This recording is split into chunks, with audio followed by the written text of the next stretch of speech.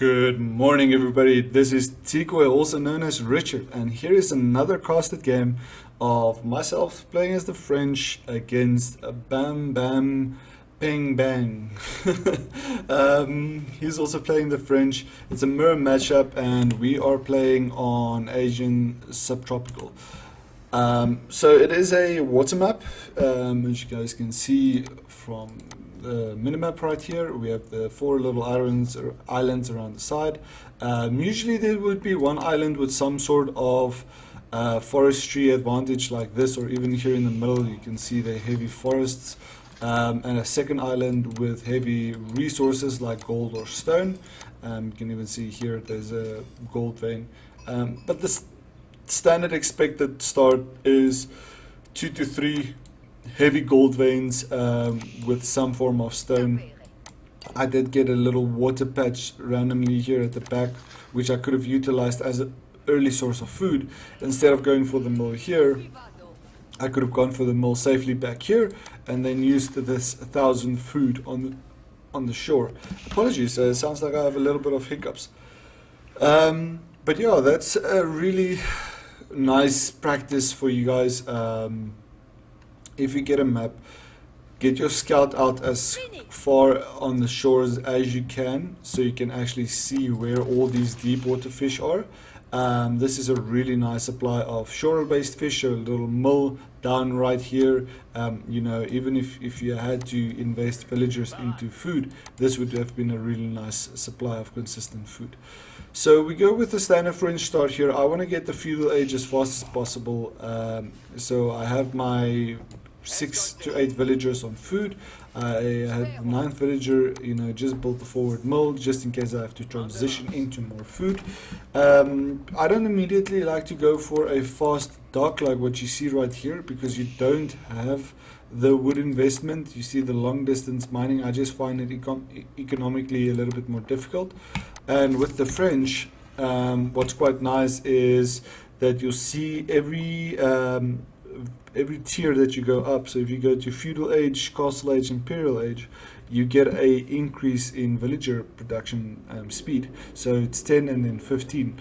The castle age is 20, and it doesn't really increase that more into the imperial age. But a fast feudal and castle age does mean your villagers are training 20% faster, which is a huge bonus for something like a water map where you need high resources, high wood. And I mean, one thing you can also see a little bit of mismanagement here is doing long distance chopping, but the French only cost 25 lumber to get a you know, there we go, a lumber camp out. So don't let your villagers do this long distance chopping. And also you need some form of gold supply very early in the game so you can get feudal age, so you can actually get some hulks out, right? So we get the landmark out. I am very aggressively going for this landmark because it takes a lot of time. I have enough villagers on here on the food just so I can trickle back enough food to keep training villagers. I did start mining gold wood here, and then I have the gold mine here at the back. Another thing also that's very important when you're playing water maps, especially because you're going heavy on the villagers for wood production, for you know, landmarks, and majority of the time you're going to be playing with some form of boats. You can even do a sneaky little cavalry rush where you rather go for the school of cavalry, another stable right here. You still invest into food and gold, and you train about 10 to 15 royal knights, and then you take that, you know, with a little transport ship, and you drop that off the shore, and you just decimate his economy because they're going on boats. You'll be in a very stable, very strong point to raid them. I mean, 20 royal knights probably is going to end the game if you don't have any form of defense and you are this far behind on an age. So we have the few villagers on food, literally just to keep the villager production up here. You can see I'm sitting on 50 food, just so those villagers keep on trickling in, and then reinvesting all of the villagers. You can see they are rallied. You right click the rally point with a blue flag. When you see the blue flag, you know that it's actually on the resource. If it's a yellow flag, it just means they're going to run in that direction and stop where the rally point is. So now we're trying to get enough to get the dock up. The nice thing to remember when you're putting a dock down, right? So from my perspective, I can see these little crows here. I can see with my scout, there's deep water fish here at the back. There's two here in front. I think I got a bit of a better spawn than him because I have the two front here. I have the market. If he had to try and trade, his market was all the way back here, so definitely a favorable spawn for me. But if he had to add water control, you know, this would have been the perfect market for him to trade towards if that was something he wanted to do. So he's getting a big food lead on me right now because he has 6 fishing boats. Still not in that second age. He still has not produced the landmark. He's getting the houses out. He's on that single slow 18-second production where we're already on a 17-second production. I decided to go for stone here. So you need 300 stone, 400 wood, and that's enough to then build a second town center. And then we have the dock, which also technically works as another town center because these fishing boats count as one population, and they also gather resources like your villagers does. And when you're doing deep water fish, you'll see they'll bring back quite a bit more. A villager brings back at this point, it's about 11, 12, 15, I think it's 15 gold because I did get the mill upgrade. Yep, there we go. Fishing boat, I think it's all the way up to 50 food that they'll bring back. And when you get the extended line upgrades, it's 20% faster. This is going to be a much better food supply. Don't put them on shore-based fish like what you're doing here, because when these boats come back, I think this boat is coming back with 40 food. But they do it significantly faster. Okay, they do bring back 40 food as well, but as far as I understand, if you are doing this with deep water fish, like with this, it would gather a lot faster than it would with shore-based fish. So we have the dock out, just producing a few fishing boats, trying to, you know, econ, not run out of population space. So invest some villagers here into houses, and you can see I'm on 13 villagers on wood, so really going heavy on the wood and just trying to save up. I have enough on the stone to go for a second town center, so I'm just waiting for the wood supply to go in, and then I think these 3 villagers would be the best call to go onto a town center because I don't need stone. Stone is for keeps and for walling off, you know, critical raiding points if that was the case. I didn't scout him out because I saw the little fishing boat coming towards me, so I was kind of expecting him to raid me, but he's only getting castle age, feudal age right now, so I know I have a lead on him, especially because I'm getting the faster villager production. It's a mirror matchup, and I do have enough resources to start investing into the hulks shortly. So just to give you a little bit of a tip, like I bind my markets, or sorry, my town centers to control 2, my markets control 8, for argument's sake my docks on control 6, and usually my military units on control 7, my scout on control 1. So while I'm busy, let's say I'm busy on the town center, I want to quickly check on my production. I just press 6. I don't even have to, you know, roll over to check that out. I just press 6, and now I can train or remove any upgrades or training that I need to. But I do get the extended fishing line, so it's an increase on my few boats that I have out here. I'm going very heavy on the gold because I want those hulks, and I have the heavy wood supply. Also remember to get your wood line, your lumber camps forward. And if I had to replay this game, I would say an upgrade that I would have gotten earlier would be the double broadaxe as well as the forestry, because of the nature of a water map. It's, you know, the upgrade of the wheelbarrow, yes, that's really nice, but in conjunction with a double broadaxe and also the specialized pick, not so much even the forestry. You know, we get discounted costs on the gathering technologies, so as French. So it's a really good thing to get those upgrades. And it's not like I was running out of supplies, right? I was using the town centers to train and gather or use the food to get villagers out. Now I have double villager production over him, including the dock that can actually produce you know, fishing boats. I'm going for another dock, so now I'm technically sitting on 4 gathering resource buildings, so I can use the town centers and the docks to produce units together. So that's a huge economic lead that you can gain on your enemy like that. He does get the Hulk out, so he is investing into gold. He did redistribute some of his units.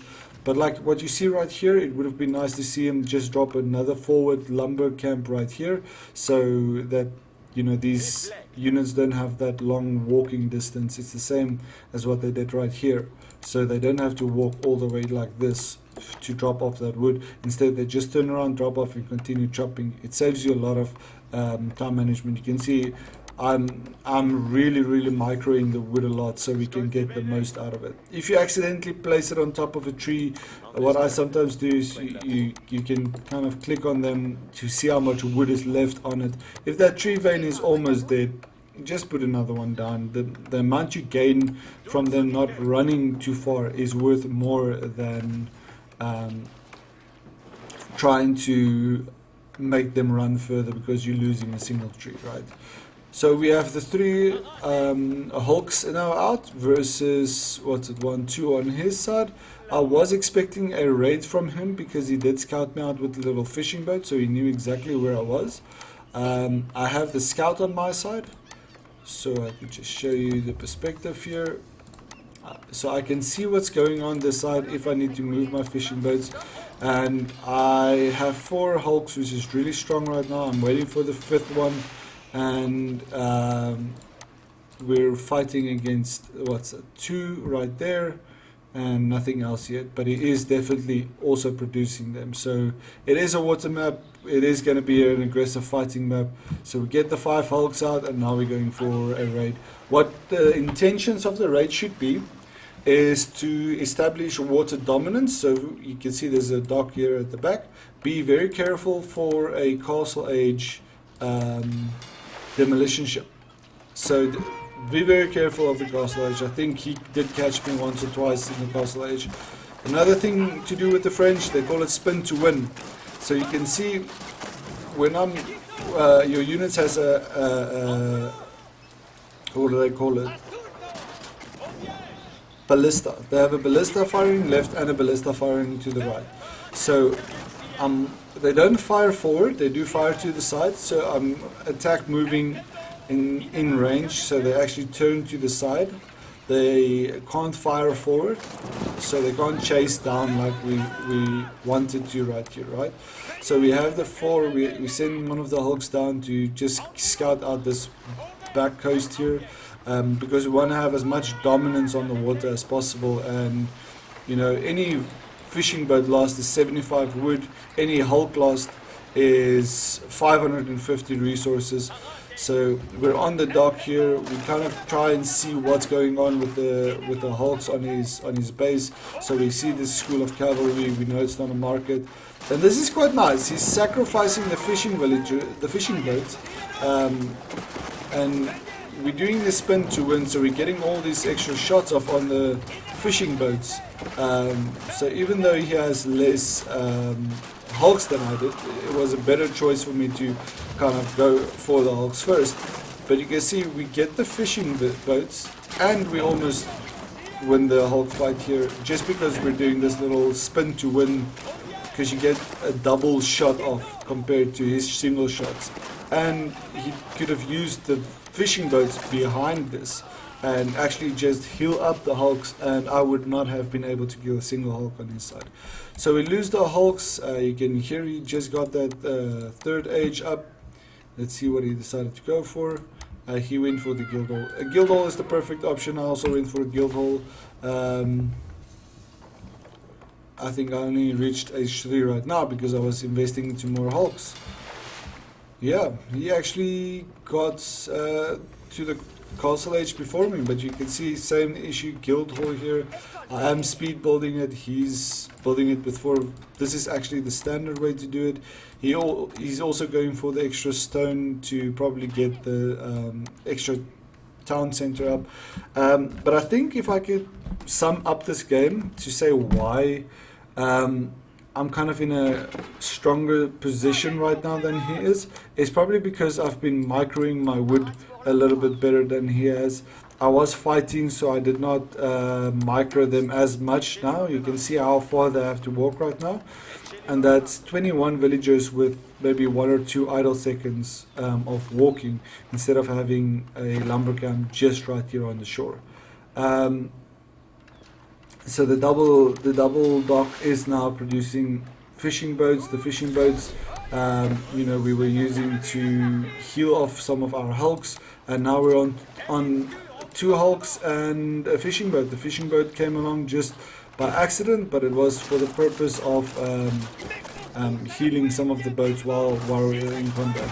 So you can see the boat is also healing a little bit off of the vicinity of a dock, so they get that extra healing right here. If you had to use this fishing boat to repair the hulk here, you would have also not have lost the hulk, and I would have struggled to get this skill. So we destroyed the dock right there. You know, he has the 3 hulks forward here. We do get that castle age. He has the castle age.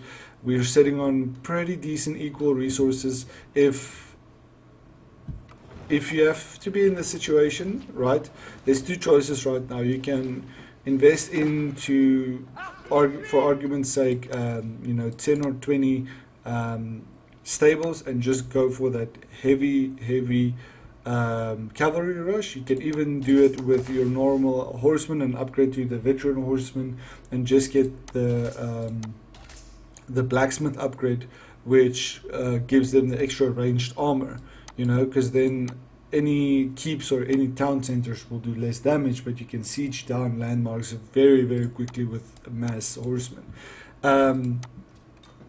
But this amount of food, you know, it's crazy. I could sell all my wood and stone and just go for a fast imperial age, and then I would have the advantage because I can actually use these upgrades that are available to get the armored hulls, to get the extra ballista that fires another ballista that deals extra 15 damage. Is really nice to have that, basically a third attack on these hulks.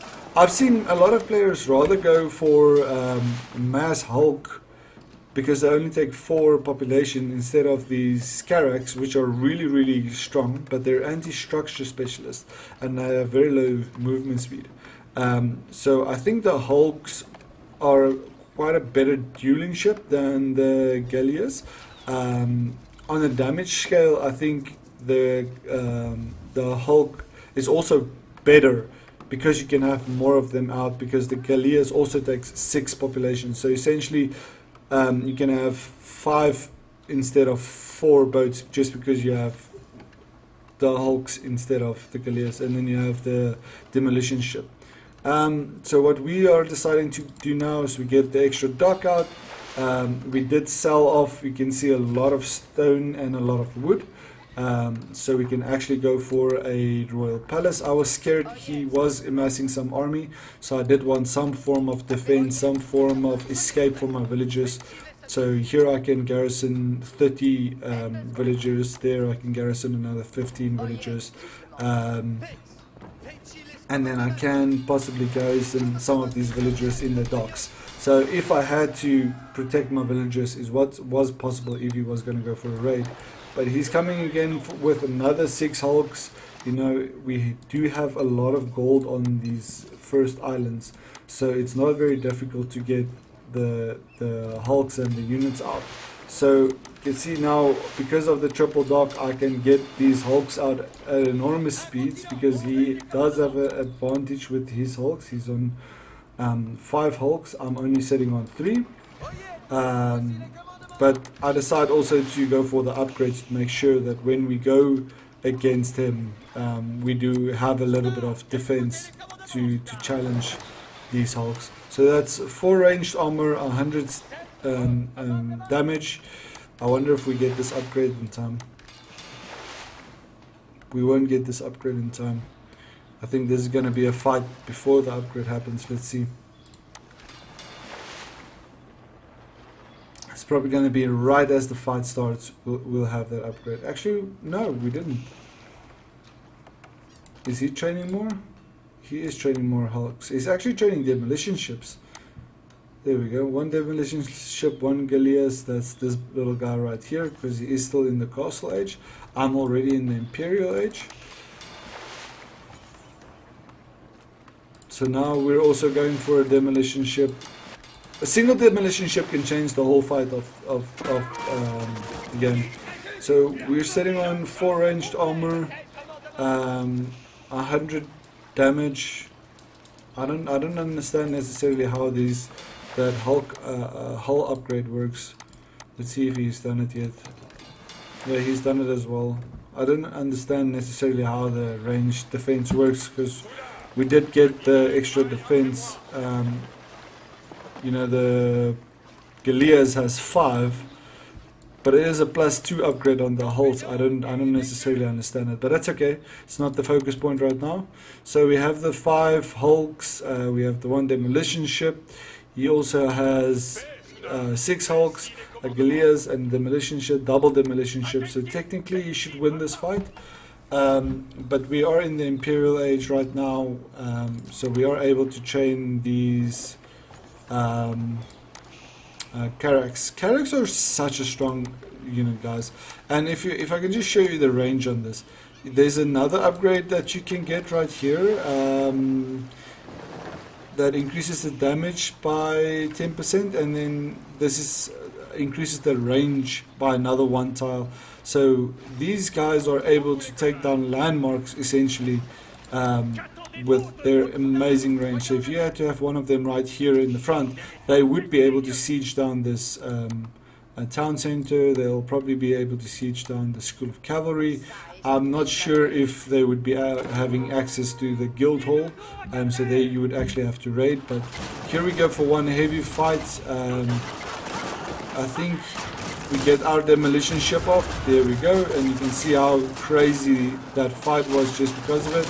He gets a double demolition ship off on me, and suddenly I lose this fight. Even with a better army and an age advantage, he ends up winning this fight, and that's essentially about 5,000-6,000 resources that's lost. So the right thing to do from him here is to actually push in, but we have the double Carrack out to challenge this again. You know, he's pushing forward with the demolition ships and the hulks and the galleass to take advantage of this what do you call it, water. He wants water control, but we have the double galleass, and we decide to just make sure that we defend our food supply here. And you can see they're not doing so much damage. These hulks. They have a lot of health, but they don't do that much more than the hulks. So we siege that down. We are in Imperial Age, and he taps out. I think it was just a resource management. He wasn't getting into that Imperial Age. But thank you very much for watching, guys. We are going to post 2 more really nice videos on the French today, and then we are going to transition into a new faction. We're going to randomize the faction, choose one this afternoon, decide which faction we want to do next, and then we'll also do a deep dive as we've done with this whole French series to show you different play styles, different map styles, and how to actually win more games as the French. But thank you very much for watching, and please check back today for more videos.